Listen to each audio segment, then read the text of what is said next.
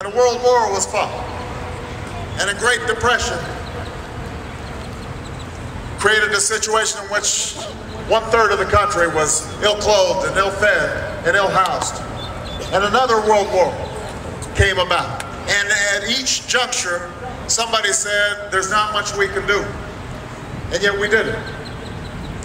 And after that war, when young men and women who had fought or served or been on the assembly lines, building that arsenal of democracy, those who were of African descent came back and they said, we fought for this country, why are we still sitting at the back of the bus? Why are we using a different water fountain? And people said, well, you better not stir things up. It's too dangerous. It's too difficult. And yet there were a whole bunch of women who were willing to walk instead of ride the bus.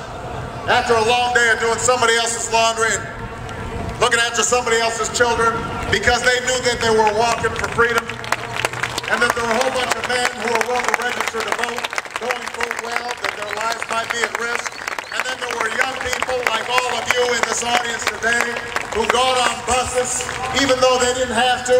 They were comfortable in their living rooms watching television, but they said, we're going to get on the bus. We're going to ride down to Mississippi and Alabama. We're going to come down to Texas. We're going to register voters. We are going to desegregate lunch counters, because they said that this is not the kind of America that we want. We imagine a better America. And when Dr. King spoke and said, let justice roll down like waters and righteousness like a mighty stream, the people responded, and we created a better America and created a more perfect union. And that's the moment that we're in today. That's what this rally is about. I want your support in this race.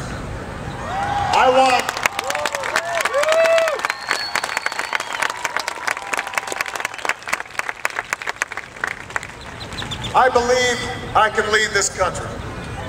People say that I haven't been in Washington that long, but I've been in Washington long enough that I know Washington needs to change, and I think I can be an agent for change in Washington.